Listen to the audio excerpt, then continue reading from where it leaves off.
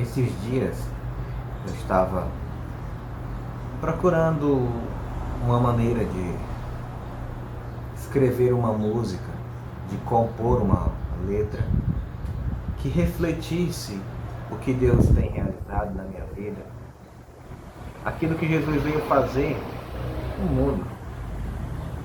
Veio curar,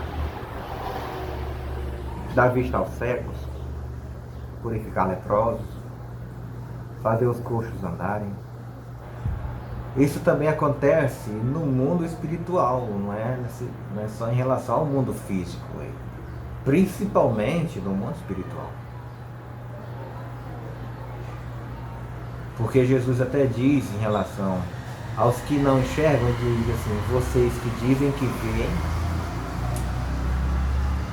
porque dizem que veem, mas são guias cegos, perecereis nos vossos pecados.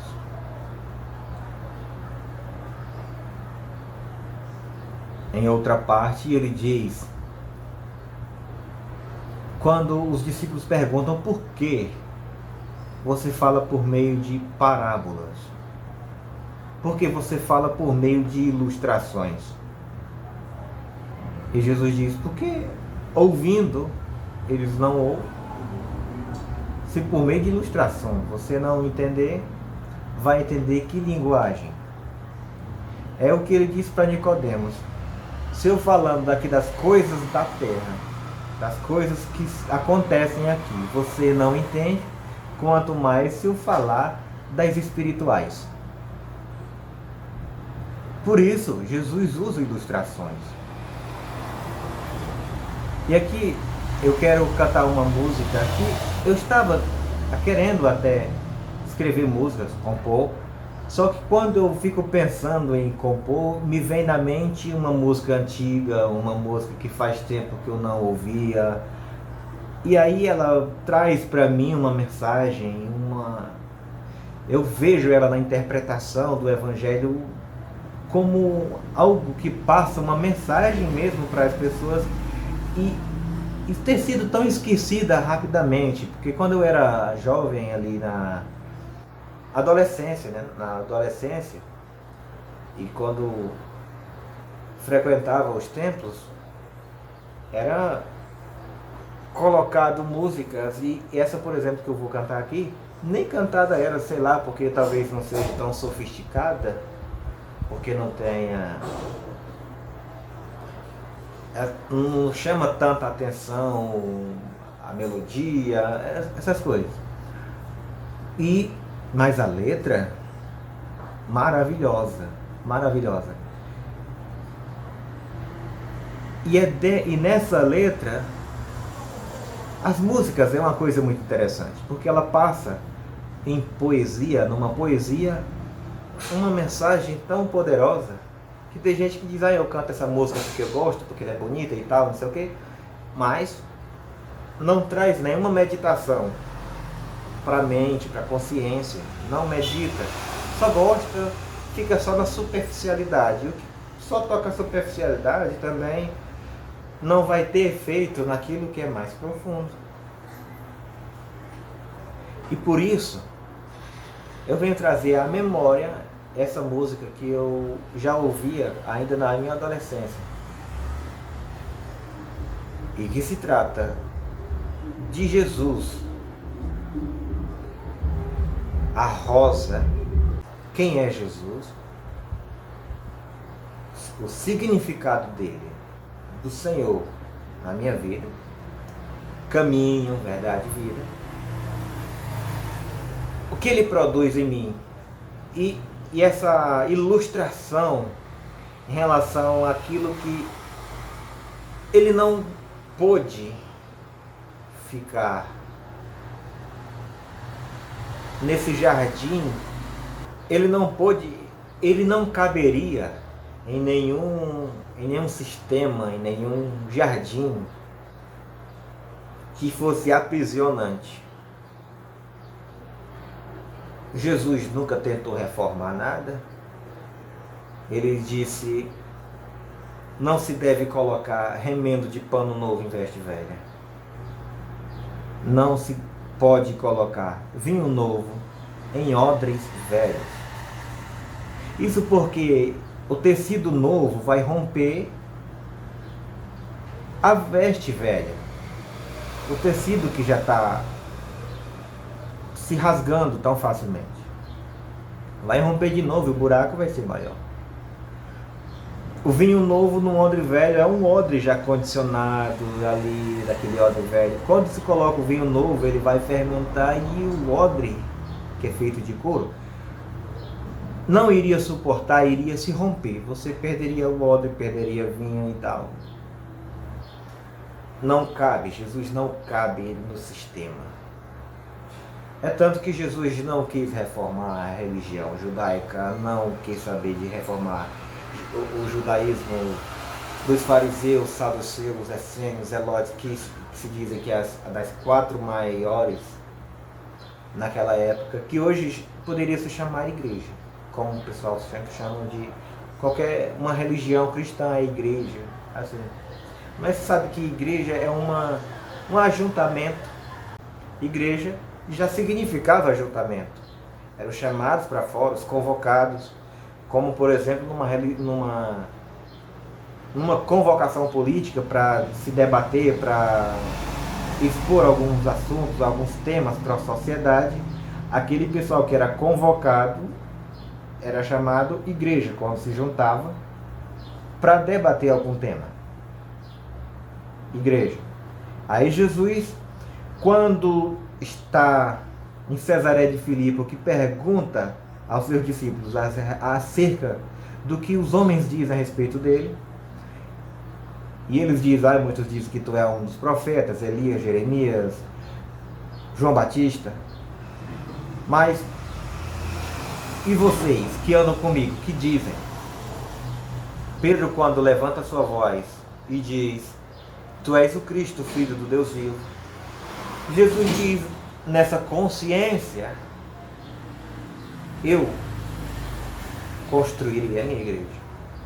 Nessa base sólida de percepção, de consciência, de saber quem eu sou, aí eu construo a minha igreja.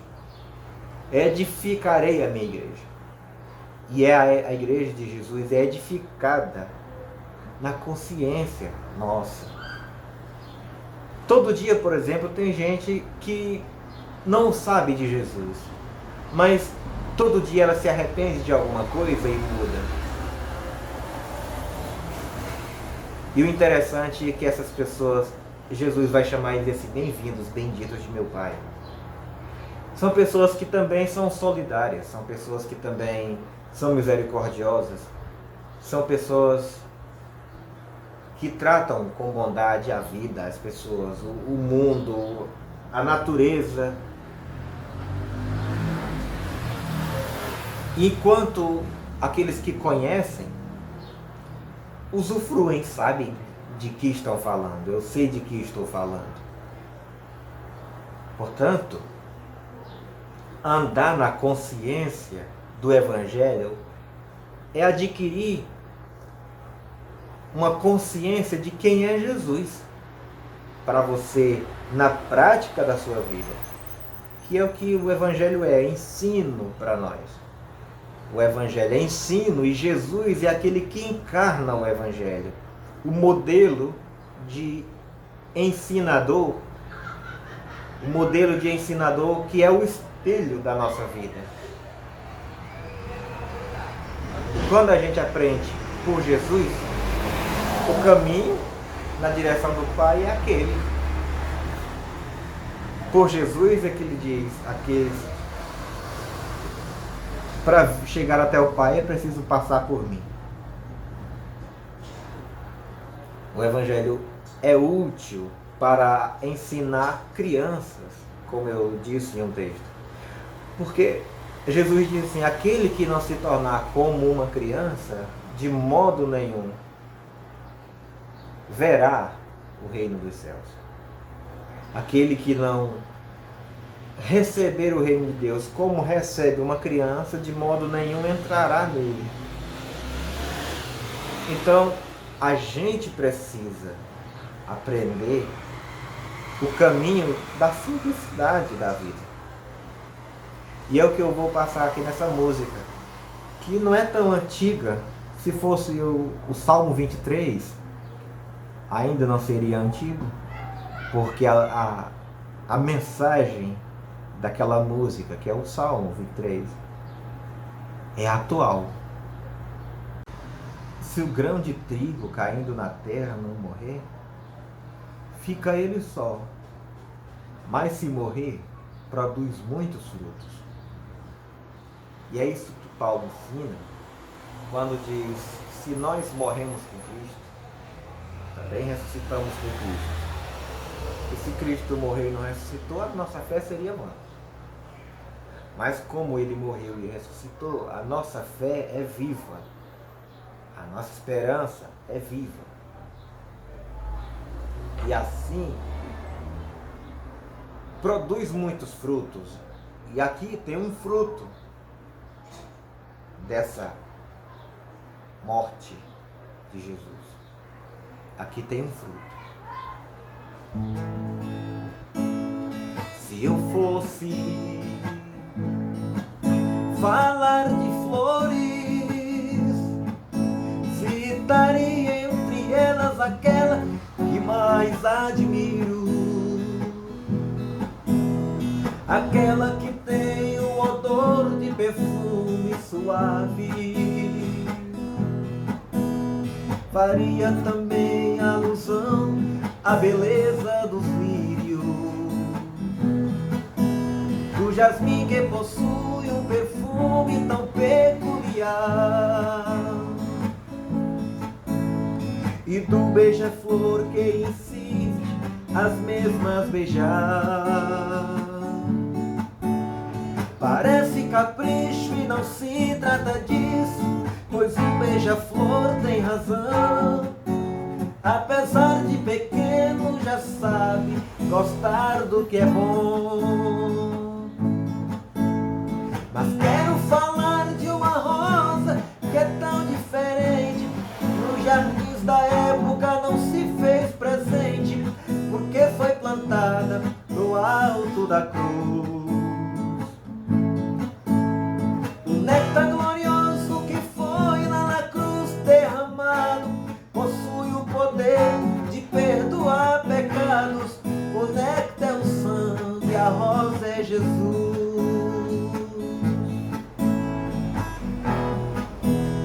A rosa não possui espinhos, possui um perfume suave de amor e carinho. Apesar de plantada, foi mesmo cravada na cruz. Foi o plano da redenção consumado em Jesus. Com o sangue que dela esvaiu, foi plantado o jardim que se espalhou pelo mundo, e Deus quis assim. A rosa é Cristo e a igreja é o jardim que exala o perfume da flor e perfuma o mundo inteiro através do amor. Mas quero falar de uma rosa que é tão diferente. Nos jardins da época não se fez presente, porque foi plantada no alto da cruz. O néctar glorioso que foi lá na cruz derramado possui o poder de perdoar pecados. O néctar é o sangue, a rosa é Jesus. A segunda estrofe, de novo. A rosa não possui espinhos, possui um perfume suave de amor e carinho. Ao invés de plantada, foi mesmo cravada na cruz. Foi o plano da redenção consumado em Jesus. e que dela esvaiu, foi plantado um jardim que se espalhou pelo mundo e Deus quis assim. A rosa é Cristo, a igreja é o jardim que exala o perfume da flor, que perfuma o mundo inteiro através do amor. Mas quero falar de uma rosa que é tão diferente. Nos jardins da época não se fez presente, porque foi plantada no alto da cruz. O néctar glorioso que foi lá na cruz derramado possui o poder de perdoar pecados. O néctar é o sangue, a rosa é Jesus.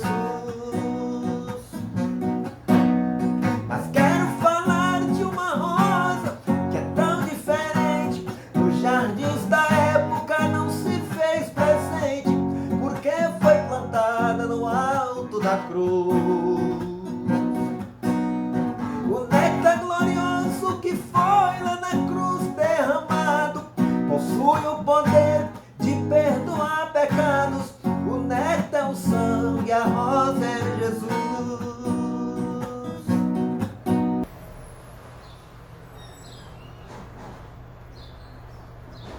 Essa música tocou em mim esses dias. Tem essa, tem mais uma outra que eu depois vou cantar aqui, vou colocar aqui na internet, seja lá no Facebook, seja no Instagram, seja no YouTube. Eu vou colocar, vou cantar e colocar aqui de novo para vocês, uma outra música, e que ela tem um significado extraordinário. Fala sobre a paz. Que Deus abençoe a você. Que escute essa mensagem de novo, ouça essa música e absorva a mensagem que o Evangelho traz para você.